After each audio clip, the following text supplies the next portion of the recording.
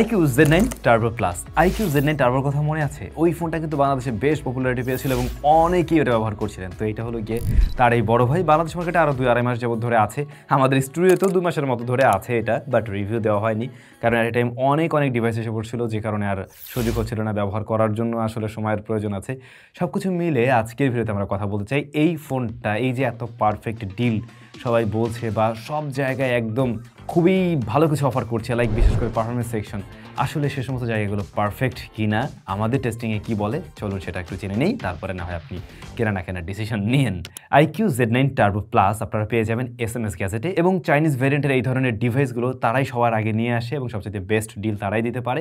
Video ডেসক্রিপশনে SMS গ্যাজেটের যাবতীয় ইনফরমেশন মেনশন করা আছে। যমুনা ফিউচার পার্ক থেকেও নিতে পারবেন, এমনকি বসুন্ধরা সিটি থেকেও চাইলে আপনি পারচেস করতে পারবেন। Alright, very good. iQOO Z9 Turbo ডিজাইনটা এরকম। iQOOর বেশ কিছু ডিভাইস আমরা এই সেম ডিজাইন সেম প্যাটার্নে পেয়েছি, এটা হুবহু সেম টু সেম। এই জায়গায় অ্যাটলিস্ট একটু চেঞ্জেস ওরা নিয়ে আসতে পারতো, একটু নতুনত্ব থাকা উচিত ছিল মাস্ট। বিশেষ করে ক্যামেরা মডিউলটা, এটা আমার নিজের কাছে আর পছন্দ হইতেছে না। আবার রিয়ার প্যানেলটা প্লাস্টিক ফ্রস্টেড, যার ফলে মানে স্ক্র্যাচ তো পড়বেই, কিন্তু স্মাজেস কম দেখা যায়, ফিঙ্গারপ্রিন্ট কম দেখা যায়। বডি ফ্রেমটা প্লাস্টিকে তৈরি, এই জায়গাগুলোতে আর একটু প্রিমিয়ামনেস আনলে পরে আরও বেশি ভালো লাগে আর কি। বাট এইগুলোই হলো গিয়ে কস্ট কাটিংয়ের শিকার, কিছু করার নেই। 3.5mm হেডফোন জ্যাক নেই, তবে IR ব্লাস্টার সেন্সরটা আপনি পেয়েছেন। ফিঙ্গারপ্রিন্ট স্ক্যানারের পজিশনটা একটু ফার্স্টের দিকে আপনার কাছে লোয়ার লাগতে পারে, আশা করছি এর সাথে ইউজ টু হয়ে যাবেন। তবে এটা প্রত্যেকবারই ঠিকভাবে রেড করছে এবং পারফেক্টলি ওয়ার্ক করছে।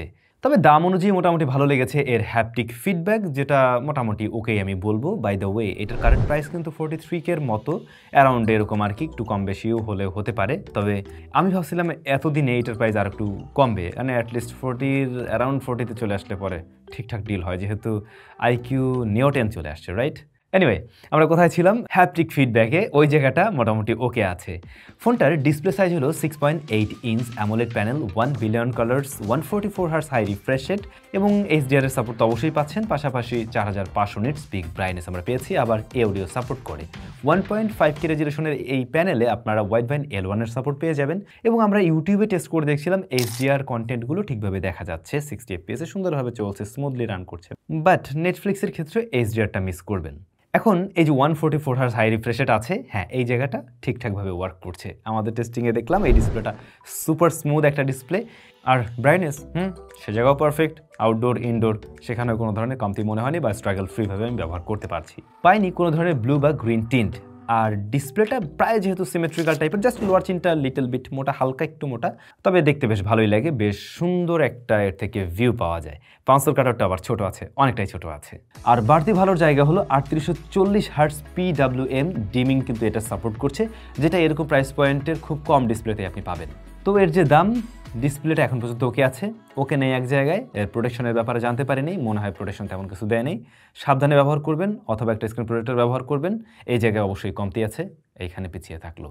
Camera 50 megapixel, 8 megapixel ultrawide shooter, এবং ফ্রন্ট ফেসিং ক্যামেরা রয়েছে 16 মেগাপিক্সেলের শুটার। মেইন শুটারটা হলো সনির LYT 600, যেখানে আপনারা আবার OISও পেয়ে যাচ্ছেন। এটার ছবিতে দেখলাম কালারটা একটু বুস্টেড টাইপের, ম্যাক্সিমাম সময় দেখছিলাম গ্রিন কালারটাকে বেশি পপ আপ করছে। Not only green, yellow, orange কালারও একটু বুস্টেড টাইপের আমার কাছে লাগছিল, ন্যাচারাল টাইপের কালার টোন মনে হয়নি। কালারটা ভাইব্রেন্টকে ওভার করে স্যাচুরেটেড দিকেই চলে আসছে মনে হলো আর কি। হেভি এক্সপোজার এরিয়াতে চলে আসলে মাঝে মধ্যে একটু হিমশিম খায় স্মার্টফোনের ক্যামেরা। আর লো লাইটে ততটা আবার বেটার পারফরমেন্স আমি পাইনি, বিশেষ করে লো লাইট এরিয়াতে ডিটেলের পরিমাণ হারাতে থাকে, এবং গ্রেনের দেখাও কিন্তু পাওয়া যাচ্ছিল এই ফোনে। আবার নাইট মোড অন করে নিলে সে সমস্ত জায়গাগুলো একটু ক্যালকুলেট করে ভালো দেওয়ার ট্রাই করে। স্টিল এই জায়গায় বোধহয় আর একটু ইম্প্রুভমেন্টের সুযোগ ছিল। তবে মেইন ক্যামেরার সাথে আল্ট্রাওয়াইড কম্পেয়ার করতে গেলে অ্যাজ এ 8 মেগাপিক্সেল আল্ট্রাওয়াইড কিন্তু ভালো রেজাল্ট দিচ্ছিল, এমনকি এটার কালার টোনটা আপনার কাছে বরং মেইন ক্যামেরা চাইতেও ভালো লাগতে পারে, ওইটার মতো এত ওভার স্যাচুরেটেড টাইপের লাগেনি।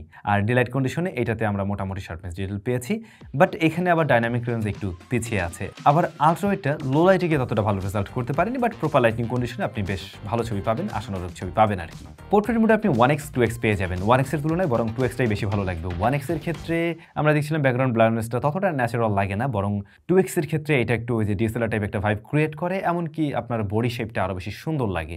আবার আপনাকে খুব একটা সফটও করে ফেলছে না, সেখানেও ডিটেল ভালো পেয়েছি। তবে কালার টোনটা একটু শিফট করে এখানে, এবং চুল টুল এরিয়াগুলো মোটামুটি ভালোই মিসম্যাচ করে, মানে এস ডিরেকশনে একটু প্যারা খায় আর কি। তবে ভাই সেই একই যন্ত্রণা, এখানেও কালার একটু বেশি লাগতেছে। এই কেন যে কালারটা একটু বাড়াই বাড়াই প্রেজেন্ট করতেছে বুঝলাম। আচ্ছা, আর ছিল কি ফ্রন্ট ফেসিং ক্যামেরা, যেটা 16 মেগাপিক্সেলের। এইটা খুব একটা সুবিধাজনক ছবি দিতে পারেনি, ইভেন দো প্রপার লাইটিং কন্ডিশনেও না। সেখানেও আমরা কালারটা একটু এদিক সেদিক করতে দেখছি, এমনকি মানে এক একটা ছবির কালার এক এক রকম আসছিল মাঝে মধ্যে, প্লাস ডিটেলের পরিমাণে অনেকটা কম মনে হয়েছে। আর এটা লো লাইটে ততটা দারুণ ছবি দিতে পারেনি। হয় কি, আইকিউর ফোনগুলো নর্মালি একটু পারফরমেন্স সেন্ট্রিক হয়ে থাকে, ক্যামেরাতে খুব একটা গুরুত্ব দেয় না। তবে এতটা কম গুরুত্ব দিলে কেমন হয়, আর একটু গুরুত্ব দেওয়া উচিত ছিল। যদি এর সাথে আইকিউ নিউ 10কে কম্পেয়ার করতে বলেন, আমি ওইটার ক্যামেরাকে এগিয়ে রাখবো বেশ কিছুটা।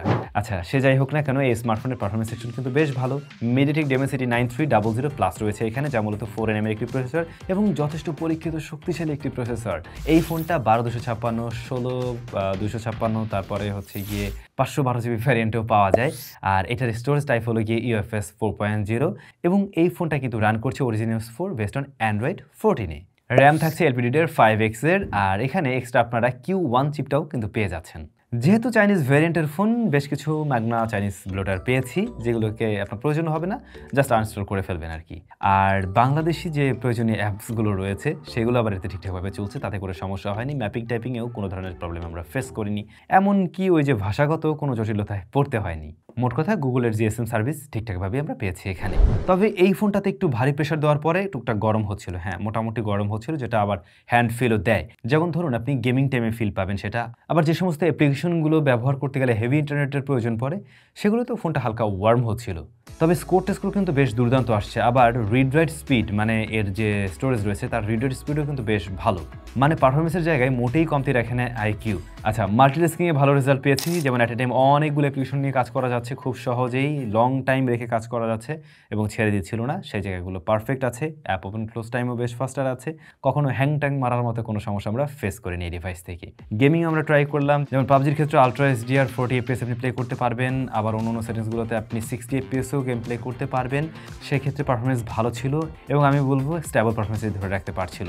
57 থেকে 60-এর মাঝে ঘোরাফেরা করছিল ফ্রেম রেট, এবং 35 মিনিটস গেম প্লের পরে এই ডিভাইসটা হিট জেনারেট করতে পারছিল কিন্তু 39 ডিগ্রির মতো পাবজির ক্ষেত্রে। অন্যদিকে গেনশন ইম্প্যাক্টের ক্ষেত্রে গরম আরও একটু বেশি হচ্ছিল, 41 ডিগ্রি পর্যন্ত আমরা উঠতে দেখছিলাম 40 মিনিট গেম প্লেতে, এবং আমরা ট্রাই করছিলাম কিন্তু কাস্টম গ্রাফিক্স 60 FPS-এ, বাট এতে করে কিন্তু FPS নাড়াচাড়া করছিল না। ফোনটা গরম হয় আবার দ্রুত ঠান্ডাও হয়ে যায়, কারণ এখনকার সময় এমনিতে ওয়েদার কন্ডিশন বাংলাদেশে বেশ ঠান্ডাই আছে। তো আমি জানি না এর কুলিং সিস্টেমটা ভালো রেজাল্ট দিচ্ছে নাকি আসলে ওয়েদারের কারণেই, সো গরম হয় আবার বেশ দ্রুত কুল করে ফেলতে পারে। বাট পারফরমেন্স আমি ড্রপ করতে দেখিনি, বা এই যে ফ্রেম রেট খুব বেশি ফ্ল্যাকচুয়েট করছে সে জাতীয় প্রবলেম পাইনি। এমনকি জারোর সেন্সিটিভিটিও কিন্তু বেশ ভালো পেয়েছি, যারা জারোস্কোপ দিয়ে গেম টেম খেলেন তারাও কিন্তু আশানুরূপ রেজাল্ট পাবেন এই ডিভাইস থেকে। পাশাপাশি আরও বেশ কয়েকটা গেম আমরা প্লে করে দেখছিলাম, যেগুলোর রেজাল্টও কিন্তু অন পয়েন্টে আছে, যেমন গ্রাফিক্স সেশন আবার স্মুথনেস সে জায়গাও ঠিকঠাক আছে। ফোনটাতে স্পিকার রয়েছে দুইটা, স্টেরিও সাউন্ড তো অবশ্যই পাচ্ছেন, লাউড এবং ক্লিয়ার। একেবারে ফুল ভলিউমে আপনার কাছে মনে হতে পারে হালকা ভাইব্রেশন আছে, দু একটা সাউন্ড একটু ডিস্টরশন দেয়, বাট এরকম সাউন্ডে মনে হয় না কেউ গান শুনবেন বা কিছু করবেন আর কি। আর একটু কমিয়ে রাখলে বেটার আউটপুট পাওয়া যায়। কথা বলার জন্য সাউন্ডটা ঠিকঠাক পেয়েছি, মাইক্রোফোনের কোয়ালিটি ভালো পেয়েছি, তারপরে নেটওয়ার্ক রিসিপশনে কোনো ধরনের সমস্যা পাইনি, বোথ কানেকশনে, এমনকি ব্লুটুথেও কোনো ধরনের প্রবলেম পাওয়া যায়নি। আমরা TWS এর সাথেও কানেক্ট করে দেখেছি এই ডিভাইসে। আপনার জন্য কিন্তু কল রেকর্ডেরও সুব্যবস্থা রয়েছে, আপনি সরাসরি এই ফোনে কল রেকর্ডও করতে পারবেন। তো এই ছিল Vivo IQ Z9 Turbo Plus। তো এই ফোনটা অনেকটাই মিল রাখে কিন্তু IQ Neo 10-এর সাথে, কয়েকবার ওটার নাম চলে আসছে এবং প্রাইসও প্রায় কাছাকাছি একই রকম, এটার দাম একটু কম ওইটার তুলনায়। যদি বাজেট মোটামুটি ভালো থাকে আমি বলবো ওটাই নিতে, স্ন্যাপড্রাগন এডিশনের ওইটা নিতে।